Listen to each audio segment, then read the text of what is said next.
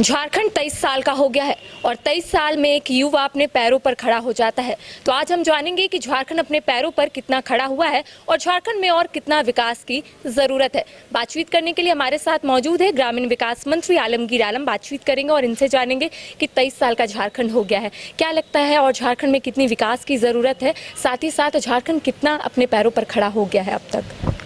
देखिए, झारखंड राज्य बनने के 23 साल के सफ़र हम लोग तय कर चुके हैं और कल 15 नवंबर को स्थापना दिवस भी हम लोग मनाए।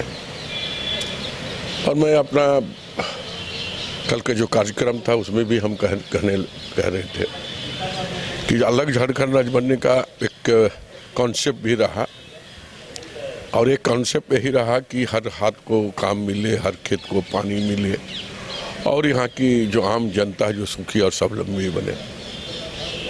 एक बात को हम दोहराना चाहेंगे कि जो मूलभूत सुविधा उसको और इंफ्रास्ट्रक्चर डेवलपमेंट, सड़क के डेवलपमेंट, ये सार्वजनिक रूप से होता है, तो वो काम तो तेजी से बढ़ा है। लेकिन जो मूलभूत समस्या जो अपने ज़िंदगी का है वो रहता है, उसमें हम कहीं ना कहीं जो जिस तरह हम देखना चाहते हैं वहाँ कुछ कमी हमें महसूस हुई। लेकिन हमारी सरकार बनने के बाद 2019 के बाद हम लोगों ने उसी सुविधा को प्रदान करने के लिए हर संभव हमारी सरकार ने कोशिश कर रही है।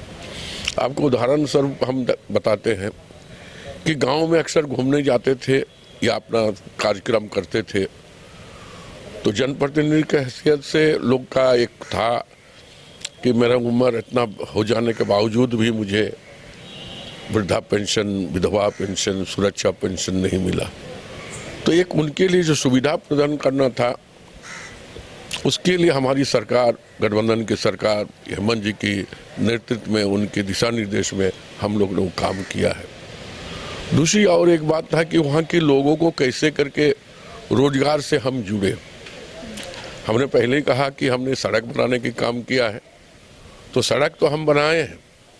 अब सड़क बनने से क्या हुआ कि वहाँ के जो किसान या मजदूर जो है, जो डायरेक्टली इनडायरेक्टली किसी से जुड़े हुए रहते हैं, तो उनकी जो फसल उन्हें मिलता है उसका सही दाम नहीं मिलता था।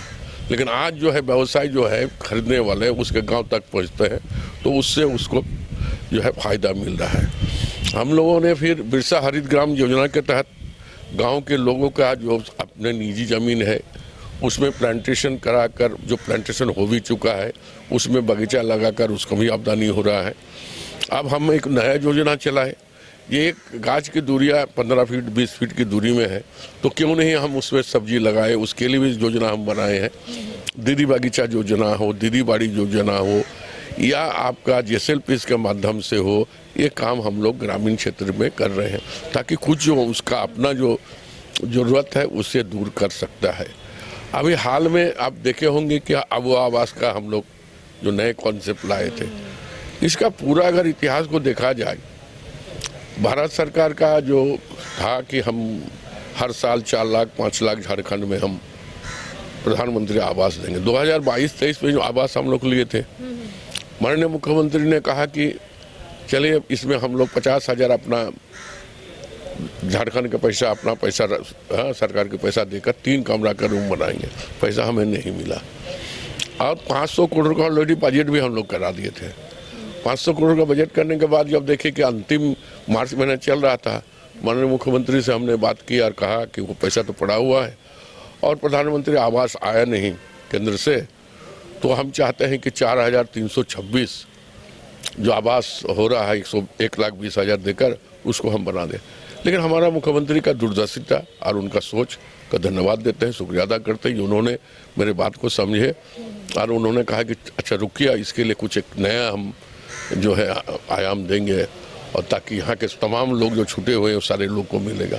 अब इस बार आबो आवास में 1.5 लाख घर बनाने के हम लोग 3 साल में जो निर्णय लिए हैं उसको करेंगे। तो इसी तरह जो हमने कहा कि जो ज़रूरतमंद का मूलभूत जो सुविधा है तो उसको हम कैसे करें। अब सड़क तो हम बनाए, लेकिन सड़क से आवागमन कैसे होगा, इसलिए मुख्यमंत्री ग्राम गाड़ी योजना हम लोग बनाए ताकि वहाँ की महिला या वहाँ की बच्चे वहाँ के जो उपचार या ट्रीटमेंट कराने के लिए जो आएंगे उसको भी अब डायरेक्ट जिला प्रखंड में आ सकते हैं। तो हमारे काम किया है, आज भी कहेंगे सरकार किन्हीं का भी हो, हम लोग लगातार 23 साल में सभी सरकार ने काम किया है। और मैंने कहा कि पहले तो रोड और इंफ्रास्ट्रक्चर जो बहुत जोर दिया गया था, हमारी सरकार आने के बाद हर सुविधा देने की प्रदान कर रहे हैं। अब हमारे यहाँ सबसे बड़ा यह है कि रोजगार से कैसे हम जुड़े। आप जानते हैं जो प्राइवेट सेक्टर है उसमें हम लोगों ने नए नियम बनाए कि 75% लोग यहाँ हो गए। कल भी हम लोग 18,000 युवाओं को जो है ऑफर लेटर हम लोग दिए हैं, तो उससे भी लोग को जोड़ने के काम करते हैं। सरकारी नौकरी नहीं हो तो आपका प्राइवेट नौकरी से आप जोड़ सकते हैं, या आप स्वयं सेल्फ एम्प्लॉयमेंट जो हम लोग प्रधानमंत्री का एक योजना जो चलाया है 25 लाख रुपया से 50 लाख तक ले सकते हैं।